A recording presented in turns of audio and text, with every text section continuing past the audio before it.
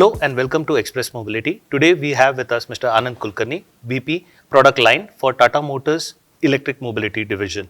We are at the launch of the new Tiago EV and we'll try and understand more from him how the company is planning to bank on the festive season and the future plan. So first of all, congratulations. Thank you very much. You've launched the Tiago EV at a very aggressive price and you have not compromised on any thrills or frills.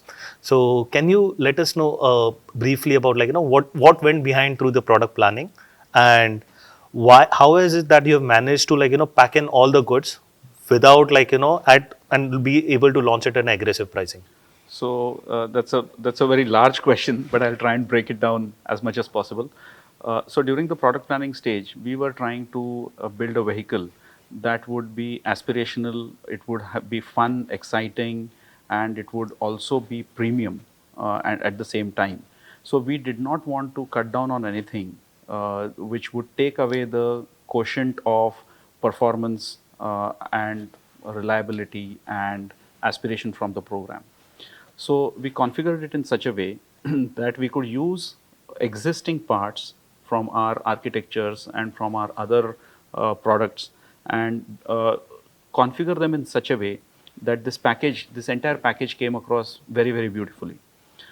If you look at the existing Tiago, the Tiago is a very compact footprint, but it is an extremely spacious, comfortable, and great car to drive. It is very, very maneuverable. So we had this inherent sort of foundation blocks already available. Correct. Then what we had to do was choose the right kind of architecture from an electrical perspective, which sort of had the sweet spot touch about it in terms of the range, performance, power, etc.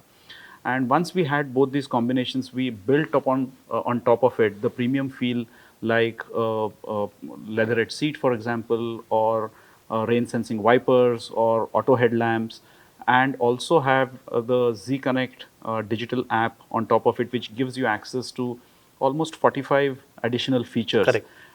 This entire combination, when it comes together, it's such a wholesome pack that it brings the best of the product in terms of not only the electric vehicle, but also in terms of the features otherwise. Correct. And unlike your competitors, you have not focused on a niche or a premium product. You've basically introduced or created the mass mobility, e-mobility side, starting with the Nexon, the Tigor, and now the Tiago. What is the reason that you have had this strategy that we'll not look at bringing a 30 lakh or a 40 lakh vehicle, but we'll bring the e-mobile EVs for the masses? See, one very important thing about all this and this entire journey in the last couple of years or 3 years has been that unless you can make electric vehicles accessible, people are going to probably like the product, but they're not going to be able to invest in that or put in their money for that. Correct. Significantly ahead of us developing any product, including the Nexon, when we did a market research, it was very clear that while the willingness to shift to electrics was very high in India, it also meant that the products had to be within a certain premium over their ICE products. Correct. If they were to be within the consideration set of people. Otherwise, people, as I said, would appreciate the product, and but they wouldn't be able to put in the money to buy it.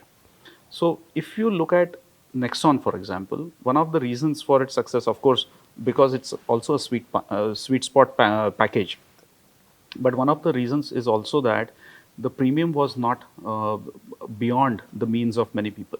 And with the Tiago, we are trying to recreate that, because the premium is between its ICE sibling and the EV, the premium is at a certain level, and that I think makes the entire configuration that much better and that much more appealing. So that's about it. I mean, you have to make choices. Any program is about a lot of choices, and if you hit those choices correctly and are able to configure a product well within that bracket of premium pricing or premium payment, then I think you have a very good option available. Correct. And coming to the pricing, as you mentioned, Tiago EV is launched at an aggressive pricing. How much percentage do you see now electric will be in set of consideration for both petrol and CNG buyers for the Tiago? So what is that you see that will it be able to give you the maximum number of bookings in the EV space? We hope so. We hope so. But rather than affix a number there, I want to go with some data. If you look at it, we have the Nexon EV available today, and we also have a Tigor EV available today. And if you look at the booking interest uh, on the electric versions of those vehicles and compare that with the total booking interest that we have on that particular model, it's already in excess of 25%, right? So that's the case for Nexon EV, and that's also the case for Tigor EV. So what does it mean? That the moment an option of electrification becomes available within that premium bracket, then there are 25 to 30% or 20-25%, 30% people who are willing to make the switch to electric. Correct. Now you look at Tiago, and also accompanied by the fact that this 25-30% choice becomes open is the fact that there are a large number of people in this base who do not have a credible EV option at all today, and therefore we would like to think that there could be a slightly higher rate of conversion, whether that is 35% or less or a little more. Time will tell us. Let's have a look at it. But I think it should not be unfair to expect that a 25 to 30% conversion will happen. Correct. And coming to hybrids, there are talks about hybrids now being seen as an alternative. Many OEMs are introducing that, and I'm just combining it to. There are OEMs who are now discontinuing diesel products. So, do you see petrol hybrids making a comeback instead of diesel, or what is your view on this? See, if you look at hybrids, you have to understand that the ICE engine does not go away. Correct. And you made a electric powertrain in almost fullness along with that. So A is it increases the cost, it increases the complexity, it increases the sophistication required, but then along with that comes the point of serviceability and maintainability also. Second thing is, it is a tactical move in some ways in order to meet cafe requirements. And there are limitations of cafe, but it's a short term approach, because eventually you're not taking away or you're not giving the full benefit that an electric powertrain will be able to have in terms of its ability to reduce pollution or improve the overall situation. Therefore, it's a short-term tactical play, which can have its own challenges in terms of serviceability, cost of ownership. The cost of ownership does not change dramatically, because depending upon what kind of hybrid technology you are using, you could see between a 10 to 20%, 25% improvement in fuel economy, but not a lot. Correct. And therefore, we need to make a choice rather than a step through choice. We've decided to go the full distance, and we've said that we will make the switch to electrification or full battery electric vehicles in one step, rather than make it a little bit more progressive. And I think these kind of decisions need to be made so that we can really bring the benefits, and it's not difficult to do so. Okay. And what about diesel? Do you see diesel going away anytime soon, or? So what we see, so today we have diesel portfolio also, our Safari Harrier, and even we have an option on the Nexon as well as the Ultros. So there is a distinct favor or choice of diesels. There are some people who would still continue to do diesels, because these are people who these are customers who want to drive long distances. They also have this inherent view about diesels being more punchy and torquey, and it comes back from some views in the past perhaps. But diesel is not written off completely, and diesel would continue. Of course, from a cafe perspective, it would be surprising that diesel is a slightly better option as compared to petrols. Therefore, while diesel percentage has definitely gone down in the past few years to a significant extent as compared to what it was, say, 4 or 5 years back, I don't think it is yet in a stage where it can be written off. Correct. Coming to the new mandates, you mentioned about cafe norms. Then there we are talking about six airbags being made mandatory. Will your current product portfolio be able to accommodate six airbags, or will there it require heavy duty engineering changes? So, first of all, Tata Motors is on the plank of safety. Our products have always been safer, more robust, and therefore, the six airbag rule or mandate that will come through, is coming through, is welcome. We will have to make necessary engineering changes, but I don't think that for safety, we would stop short of doing anything that is required to be done. So current portfolio will not be discontinued if No, there's no reason. I mean, it should be possible. It is possible correct. to upgrade products to the required levels. Correct. And when we speak about safety, how can we forget global NCAP norms, where you were the first OEM to bag a 4-star and a 5-star within a span of 3 months, if I'm not wrong. Correct. Will your current EV portfolio, I think the Tigor EV has already been rated 4-star. That's right. The Nexon EV and the Tiago EV, the new edition, will you be looking at global NCAP and Bharat NCAP? So first of all, I want to tell you that they are built on on a platform that is capable of going to that level. However, we need to understand two or three things that have happened in the recent past. The first one being that in June 2022, GNCAP has released a updated protocol, and then we need to have a look at this holistically in order to understand what does this mean.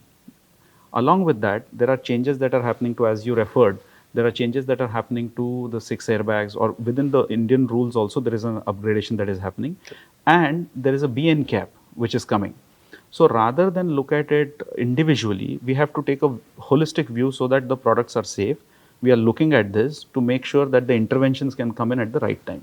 Okay. And coming to the rare seat belt rule, do you see that that it is going to change the way people use their vehicle? And also there is a debate about sunroof. There has been a lot of question does India actually require sunroof, because most Indians abuse that rule by compromising on the safety of the occupants by people coming out, children especially coming out. So what are your views on that? So on the safety, on the seat belts, for example, all our vehicles are already equipped with rear seat belts also, and we advise that rear occupants also should wear seat belts at all times that they are inside the car. That goes without saying. As concerns the sunroof, I mean, it's a feature that as a OE we have provided. People should use that responsibly, because on one side it improves the feel of spaciousness, the light, etc., and the light coming in improves the space within the car. It's beautiful, but at the same time we should make people aware that there are inherent risks of doing these very dangerous acts, and they should be discouraged to the best possible extent. But at the same time, it's difficult to mandate this kind of a thing, and therefore it has to be through an awareness session. Correct. That happens with people at large. So it needs to come inherently. Yes. Coming to the battery standards, there has been a slight extension given by the government. Do you see a battery standardization happening in India? And what about the new norms? So the new norms that we are talking about here is, until now, even today, AIS 048 gets applied to batteries within the country. Owing to various incidents, there is an upgradation that was in the offing. AIS 048 was expected to migrate to AIS 038. There were a set of requirements that everybody was expected to meet. Along with that, some additional provisions through Amendment 2 have also been asked to be complied with. So we've had a lot of discussions with various agencies within the government, and just yesterday the final notification has come up, which I have to admit we have not been able to go through completely. We've been a little busy with the day to day, but I think in general, first of all, from a safety perspective, we must do any improvement that has to be done. How does it happen? In what way does it need to be done? Is something that we will have to study before we can respond in greater details and greater granularity on that particular topic. Correct. And lastly, coming to the product Tiago itself, with that aggressive pricing, even the Nexon EV is one of the most aggressive EV launched in India. Uh, does Tata Motor make money out of it, or I know, I mean, it's up to you if you want one. Is No, it a profitable product, or so I just want to tell you that today we have a leadership position. We are 88% of the market, and it is our mission to drive electrification within the country. We have to do this by making more options available, which we are doing. It is our fourth launch in the last 2 years. Any launch or any pricing is done with a combination of factors where on one side you have to drive growth, on the other side you have to drive market penetration, and on the third side you have to look at business economics and the business case itself. It's a balanced call that needs to be taken. We've made this call with balance of all these factors. Beyond this, I may not be able to correct. share And anything. this year, what are your expectations from the festive season? Because it has started on a very positive note. Yeah, so we see a lot of demand, and we've also met the expectations by the launch of the Jet Edition on the Nexon EV, as well as along with the Tiago coming in. I think it makes more excitement within our portfolio, which should carry on well. Thank you, sir. It was great talking to you, and we hope to see you again. Thank you so much. My pleasure.